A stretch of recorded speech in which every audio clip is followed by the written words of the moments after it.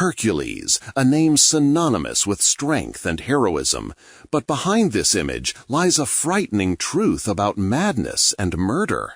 While textbooks praise his exploits, they remain silent about the bloody episodes that turned the hero's life into a nightmare.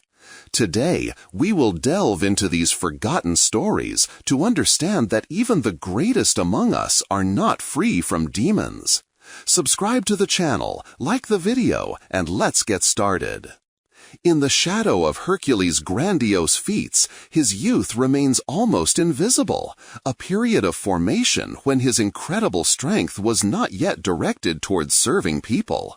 It was a time when the divine power imprisoned in a mortal body sought an outlet, and did not always find it in creation. The story with Lin is not just a coincidence, but a wake-up call, the first harbinger of the destructive rage that would haunt the hero throughout his life. According to most sources, including the works of Pseudo-Apollodorus in his mythological library, the incident occurred during a music lesson. Lin, trying to teach a negligent student, reprimanded him for his clumsy playing. For an ordinary teenager, this would have ended in tears or resentment. But Heracles was not ordinary. A sudden fit of rage, uncontrollable and irrational, caused him to grab a lyre, in some versions a lyre, and smash it over his teacher's head. The blow was so powerful that Lin died on the spot. This event is a vivid illustration of Hercules' fundamental internal conflict. His divine nature, which gave him superhuman strength, constantly struggled with his human essence, prone to emotions, anger, and frustration.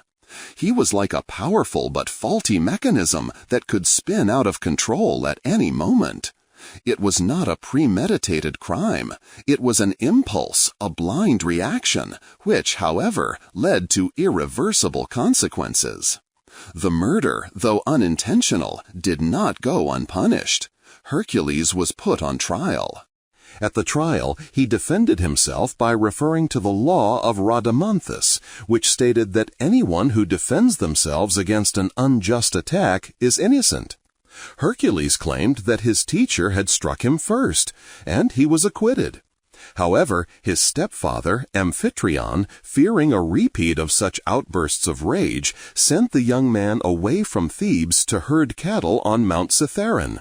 It was there, far from civilization, in solitude, that his character was tempered, and his strength found application in the fight against wild beasts, such as the famous Citharonian lion.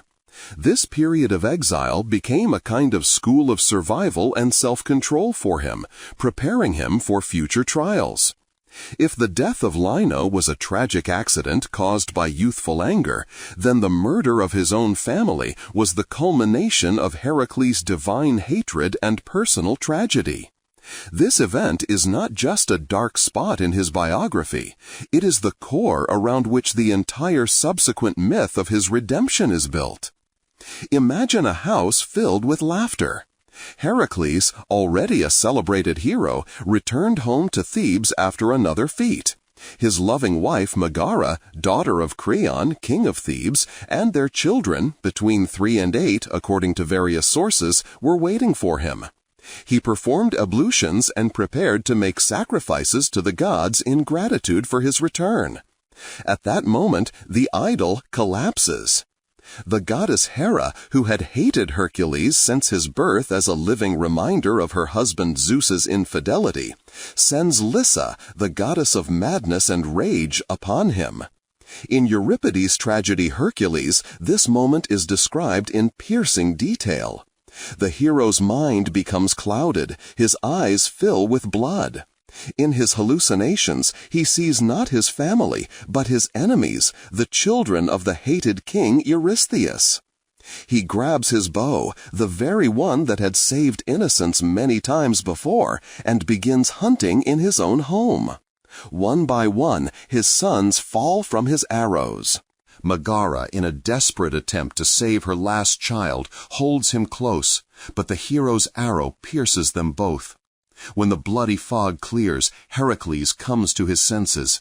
He stands in the middle of his house at the altar, surrounded by the bodies of those he loved most in the world. The realization of what he had done was worse than any punishment. Euripides describes how Hercules, tied to a broken column by his friends, comes to his senses and sees the work of his hands. His first thought is suicide. He cannot live with this burden. It is at this moment that his friend Theseus appears on the scene and dissuades the hero from taking this fateful step, convincing him that true valor lies not in escaping suffering through death, but in enduring it. This crime was a turning point. To cleanse himself of the stain of infanticide, Hercules went to the oracle of Delphi. The Pythia told him to go and serve King Eurystheus, the very man he despised. It was as atonement for the murder of his family that Hercules was ordered to perform his famous 12 labors. Thus, what we are accustomed to consider the pinnacle of his heroic career was in fact a punishment, penance for the most terrible crime imaginable. The labors were not an end in themselves, but a desperate attempt to wash the blood of his own family from his hands and soul. Greece's greatest hero was born not from triumph, but from a bottomless abyss of despair and guilt. The once glorious defender became a murderer, and only through superhuman suffering was he able to regain the right to be called a hero. This moment of self-awareness, when the veil of madness falls away, revealing a monstrous reality, is perhaps the most terrible ordeal for Heracles, far more painful than any battle with a monster. After all, a monster can be defeated by force, but how can one defeat oneself? How can one overcome the memory of how one's hands, created for protection, brought death to those closest to one? Euripides, a genius of psychological drama, does not accidentally make this moment central to his tragedy. He shows us not a demigod, but a broken man whose superhuman strength has turned into superhuman grief. His friend Theseus, king of Athens, becomes the voice of reason and compassion. He does not condemn Heracles, understanding that he was only a puppet in the hands of the vengeful Hera. Theseus offers him refuge in Athens, a symbol of the civilized world, which is ready to accept and try to heal even those who have committed the unthinkable. This dialogue is a clash between two worlds: the archaic world, where the stain of murder demands exile or death, and the new humanistic view, where guilt can be acknowledged and suffering shared with a friend. It is this shared suffering that saves Heracles from self-destruction. He accepts Theseus' help, but realizes that simple forgiveness and refuge are not enough. His soul demands atonement, active, painful, commensurate with his crime. The feats he must perform are not just a series of heroic quests as they are often portrayed. They are a form of therapy through labor, an attempt to forge destructive power into creative power. Every monster slain, every stable cleaned, every artifact obtained is a symbolic act of struggle against inner chaos, against the madness that once consumed him. He fights the Nemean lion not for glory, but to prove that his animal rage can be directed against an external beast, not against his loved ones. He cleans the Augean stables, literally immersing himself in filth to symbolically cleanse his own soul of impurity. He descends into Hades, the realm of the dead, perhaps in the hope of finding forgiveness there from the shadows of the children he killed. But even in the process of this great atonement, the shadow of his uncontrollable nature never leaves him. The outbursts of rage continue, like a chronic illness that can go into remission but is never completely cured. The story of Iphitus, son of King Eurytus, is a prime example. Hercules arrives in Oikalia to participate in an archery contest. The prize for winning is the hand of the beautiful Iola, the king's daughter. Hercules, an unrivaled archer, wins. But Eurytus, knowing about the tragedy with Megara, refuses to give his daughter in marriage to a man capable of killing his own family in a fit of madness. He is afraid. And this fear, this reminder of his greatest shame, drives Heracles into a rage. Shortly thereafter, Eurytus's horses disappear. His son Iphitus, the only one who believed in Heracles' innocence and suggested giving him his sister, sets off in search of them. Fate brings him to Tiryns, where Heracles is staying at the time. The hero welcomes him warmly, but during the feast he is overcome by another fit of rage. Perhaps Iphitus's words and presence have stirred up memories of his humiliation. Out of his mind, Hercules grabs the young man who was his friend, runs up to the highest wall of the fortress, and throws him down. This murder was especially heinous because it violated the sacred law of hospitality. Iphitus was a guest in his house, under his protection. The consequences of this crime were different. If he paid for the murder of his family with heroic labors, then for the treacherous murder of his guest, the gods sent him a disease that ate away at his body. The oracle again pointed the way to purification, this time not through feats but through humiliation. The greatest hero of Hellas was to be sold into slavery for 3 years. He was bought by Omphale, queen of Lydia. These 3 years became the apotheosis of his humiliation. The queen forced him to wear women's clothes and spin yarn with the maids, while she herself donned his lion skin and carried his club. This masquerade, this gender reversal, was deeply symbolic. Male power, which had spiraled out of control and become destructive, was symbolically castrated, tamed, and subjugated to the feminine principle. Heracles had to experience not only physical, but also social weakness, to renounce his masculinity in order to atone for the crime committed in a fit of uncontrolled male aggression. And even when his service to Omphale ended, and the hero seemed to have atoned for his guilt, the scars on his soul remained. He did not forget the offense inflicted on him by King Eurytus. Gathering an army, he went to war against Oechalia, destroyed the city to the ground, killed Eurytus and all his sons, and took the beautiful Iole, the cause of the whole conflict, as his concubine. Revenge was accomplished, but it also led to his downfall. It was the news that Hercules was bringing a new lover into the house that caused his lawful wife, Deianeira, to resort in despair to a love potion, the blood of the centaur Nessus. The story of Nessus is another episode where the righteous anger of the hero leads to long-term tragic consequences. While crossing the river, Hercules entrusted his wife to the centaur ferryman.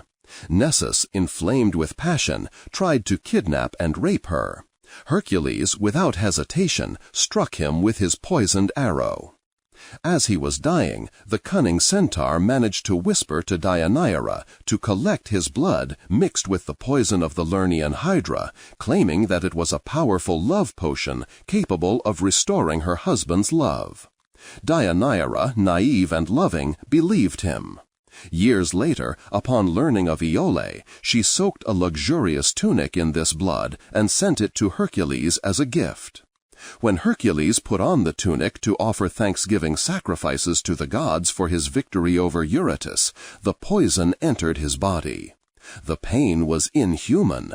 The fabric stuck to his skin, and in trying to tear it off, the hero tore off pieces of his own flesh. It was agony worthy of a Titan. In his death throes, his rage flared up one last time. He killed Lychus, the messenger who had brought him Deianeira's gift, simply by throwing him into the sea. He cursed the gods and his fate. Realizing that the end was near, he ordered a funeral pyre to be built for him on Mount Etna. None of his companions dared to set it alight. Only Philoctetes, his faithful friend, agreed to do so in exchange for his bow and arrows. Thus ended Heracles' earthly life, not in glorious battle, but in agony from the poison administered to him by his loving but deceived wife, like a distant echo of his own cruel deeds.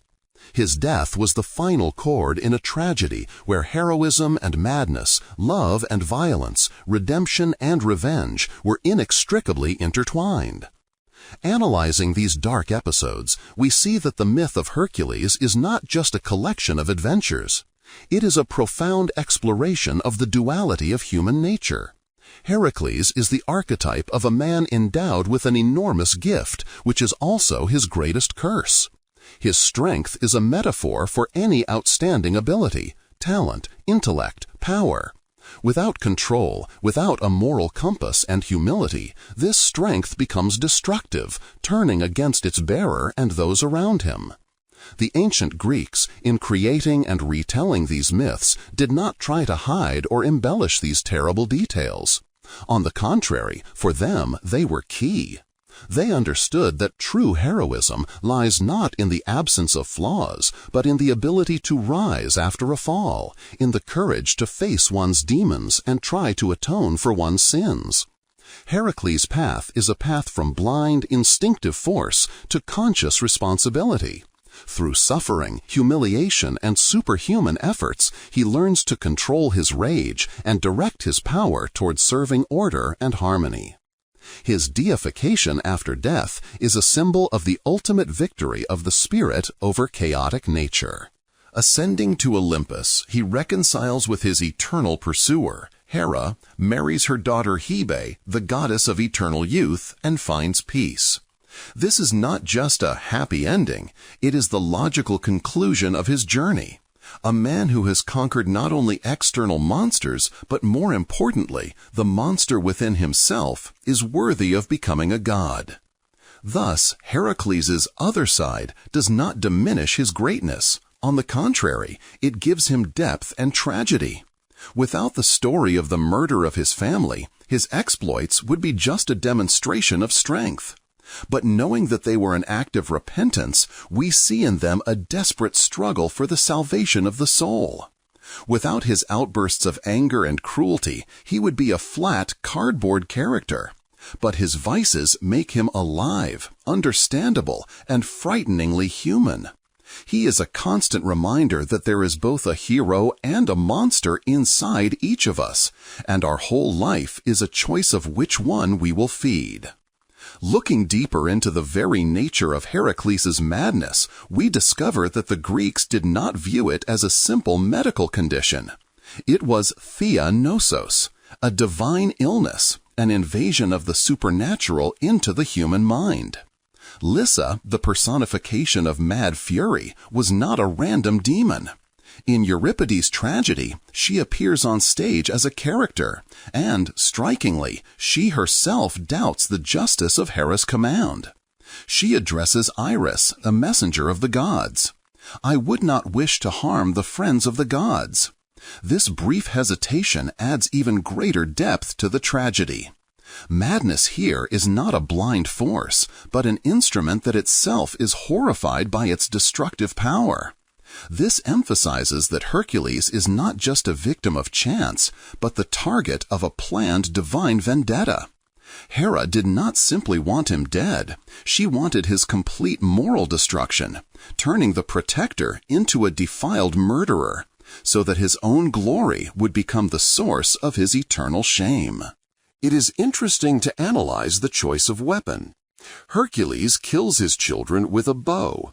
In Greek mythology, the bow is a ranged weapon, often associated with gods, Apollo, Artemis, and treachery. It is not a sword, which requires close contact, nor a club for crushing an enemy in fair combat. The arrow flies from afar, striking a target that the archer may not even see clearly. In the context of madness, this is symbolic. Hercules, blinded by rage, shoots at shadows, at phantoms born of his sick imagination, and these arrows find living targets in his own children. He is detached from his actions at the moment of their commission, like an archer from his target. Awareness comes only later, when the arrows have already been released and there is no turning back. The consequences of this crime go far beyond personal tragedy. They also have a political dimension. Megara was the daughter of Creon, king of Thebes. Their marriage was a political alliance that cemented Heracles' position in the city, which he had defended from enemies. By killing his wife and children, he did not simply destroy his family. He severed the sacred ties with the ruling house of Thebes, transforming himself from the king's son-in-law and national hero into a defiled exile. His crime was a blow to the social order. That is why his friend Theseus, king of Athens, offers him not just consolation, but political asylum and citizenship. Athens, as a polis of laws and reason, symbolically accepts and civilizes the chaotic, archaic force that Hercules embodies. His integration into Athenian society is a mythological reflection of the process of subjugating primitive power to law and order. Let's go back to his youth. The murder of Lino was not the only disturbing episode. There are lesser-known myths that portray the young Heracles as an extremely unstable and dangerous demigod. One such myth tells of his relationship with the centaurs. During his stay with the wise centaur Chiron, Hercules accidentally, or in the course of a quarrel, wounded his mentor with a poisoned arrow. The wound was incurable, and the immortal Chiron suffered terrible pain until he gave up his immortality in exchange for the release of Prometheus. Here again the same motif appears. Hercules' strength, even when used without malice, brings suffering and death even to the wisest and most benevolent beings. His gift is a poison that affects anyone who gets too close. This theme of the hero's toxicity runs through his entire biography. Consider his relationships with women after Megara. Deianira, his second wife, lives in constant fear. She knows the story of his first marriage. She sees his outbursts of anger. Her tragic mistake with Nessus' blood is not just an act of jealousy, but the result of years of fear of losing her husband, fear of his unpredictable nature, and his constant craving for new exploits and new women. She tries to keep him with magic because she understands that human strength is not enough for this. Her story is the tragedy of a woman who fell in love with a natural disaster and naively believed she could control it. And Aeola, who caused the final conflict. Her fate is no less tragic. She sees Hercules kill her father and brothers, destroy her hometown, and then take her away like a military trophy. She becomes a captive and concubine of her family's murderer. The myth does not pay much attention to her feelings, but we can imagine the horror and disgust she must have felt. For Hercules, she was a prize, an object of desire, a symbol of avenged pride. For her, he was a monster in the guise of a hero. This is another facet of his selfishness. In his quest for revenge and the satisfaction of his desires, he completely ignores the human tragedy he himself creates. Even his exploits, if you look closely, are often accompanied by excessive cruelty and collateral damage. During his quest for Geryon's cows, he was so irritated by the heat that he aimed his bow at Helios, the sun god himself. Instead of incinerating the insolent man, the god was so impressed by his audacity that he lent him his golden boat to travel across the ocean. This episode shows his incredible pride, bordering on blasphemy. He is ready to challenge the very foundations of the universe because of a momentary discomfort. Or the story with the Amazons. His 9th feat was to obtain the belt of Queen Hippolyta. According to one version of the myth, Hippolyta, admiring the hero, was ready to give up her belt voluntarily. But Hera, once again taking the form of an Amazon, spread a rumor that a stranger had come to kidnap their queen. A battle ensued, and Hercules, believing he had been betrayed, killed Hippolyta without hesitation and took the belt from her dead body. Again, the slightest suspicion, the slightest provocation, and his reaction is disproportionately cruel. He does not try to understand. He does not negotiate. He responds to an imaginary threat with instant and total violence. This impulsiveness and lack of reflection make him predictably unpredictable. When he descends into Hades to find Cerberus, he encounters the shadows of Meleager and Theseus. He chats peacefully with Meleager and even promises to marry his sister Deianira. But when he sees his friend Theseus, who has been chained to a rock for attempting to kidnap Persephone, Hercules, without thinking twice, tears him away from the stone. However, when he tries to do the same for Theseus' friend Pirithous, the earth shakes, and the hero realizes that this is forbidden by the gods. This episode shows that his actions often precede his thoughts. He acts on the dictates of his heart, according to the laws of friendship, ignoring the laws of the gods and the universe, and only a direct divine prohibition can stop him. Heracles' death from poison is a deeply ironic conclusion to his journey. He who defeated countless enemies in open combat perishes from a female weapon, deception, poison hidden in clothing. The poison of the Lernaean Hydra, with which he himself impregnated his arrows to make them deadly, ultimately turns against him. This is a symbolic return of his own weapon, his own cruelty. The circle is complete. The violence he brought into the world returns to destroy him. His agony on Mount Aeta is not just physical torment. It is a ritual purification by fire. He builds his own funeral pyre, climbs onto it himself, turning his death into his last 13th feat, victory over his own mortal, suffering, defiled body. The fire destroys everything human in him, his susceptibility to anger, pain, madness. Only his divine essence remains, which ascends to Olympus. This final separation is the apotheosis of his inner struggle. The man Heracles, murderer and sufferer, burns, while the god Heracles, symbol of indomitable strength in the service of order, gains immortality. His reconciliation with Hera on Olympus is not just forgiveness. It is the restoration of cosmic harmony. The goddess's hatred was one of the driving forces of his destiny, causing him to suffer and, through suffering, to accomplish great deeds. When his earthly journey is over, the reason for this hatred disappears. He is no longer a living insult, but part of the divine pantheon. Thus, the dark side of Hercules is not an alternative version of the myth, but an integral, fundamental part of it. Without it, he becomes a comic book character, a mountain of muscles without a soul. It is his crimes, his madness, and his remorse that give his image tragic depth and make his story eternal. He reminds us that the path to light often lies through the deepest darkness, and that the price of immortality is a complete and painful awareness of one's own mortal, imperfect, and sometimes monstrous nature. His legacy is not only 12 labors, but also a warning about how thin the line between hero and monster is, and how easy it is to cross it, even with the best of intentions. Delving deeper into the hero's psychology, it is worth paying attention to his origins.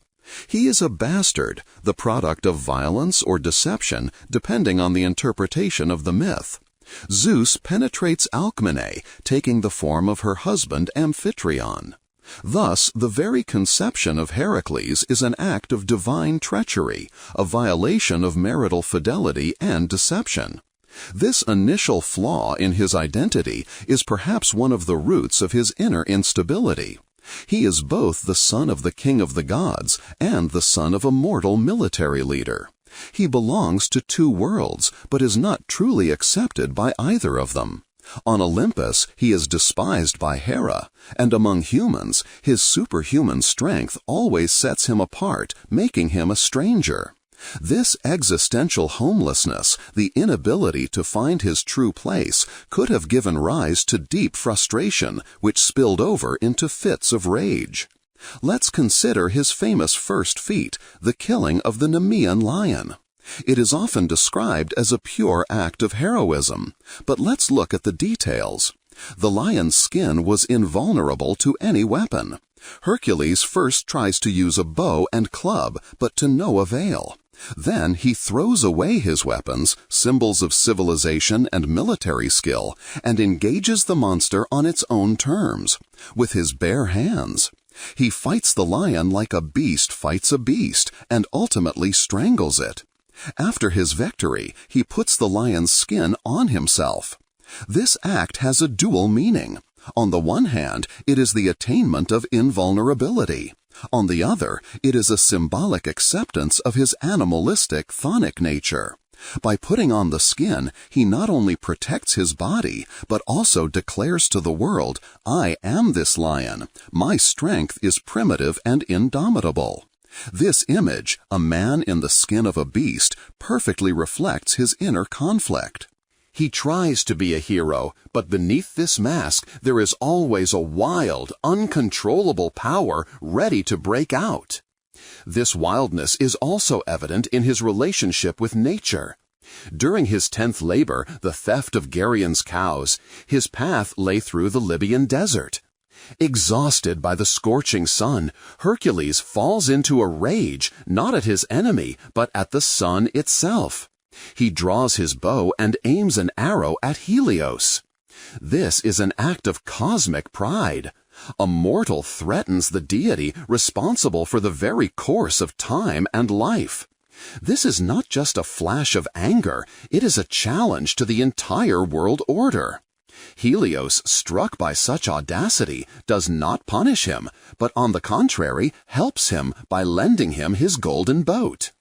This myth shows that Hercules' rage was so great that it could shake even the foundations of the universe, forcing the gods not to punish him, but to yield to him, as if yielding to an uncontrollable force of nature.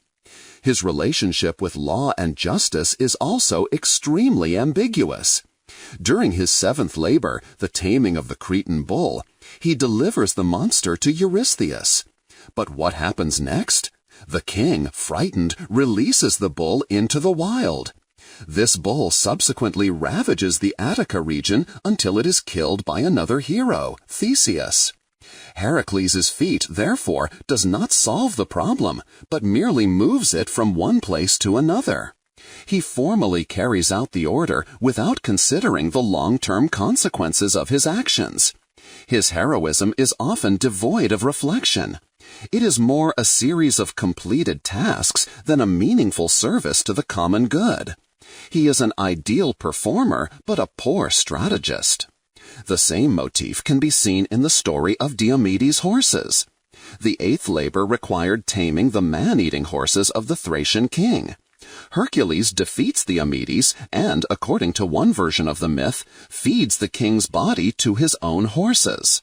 This act of mirrored cruelty, an eye for an eye, is characteristic of archaic justice, but it also demonstrates the hero's frightening ability to adopt the methods of his monstrous enemies. To defeat the monster, he himself becomes a monster. Once sated, the horses become docile, and Hercules leads them away. But, as in the case of the bull, the story does not end there. The horses brought to Eurystheus are released, and in the mountains they are torn apart by wild beasts. Once again, the feat proves meaningless from a practical point of view.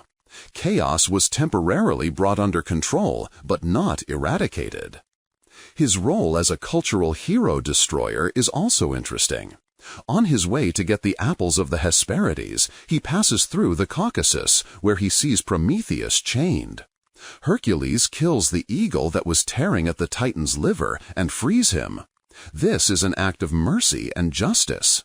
But at the same time, in order to enter the garden of the Hesperides, he resorts to cunning and deception, forcing Atlas to hold up the sky and then tricking him into taking back this burden. He does not always win by force. When necessary, he uses cunning, which undermines his image as a straightforward warrior. Moreover, on his way, he establishes the Pillars of Hercules, the Strait of Gibraltar, marking the boundary of the known world.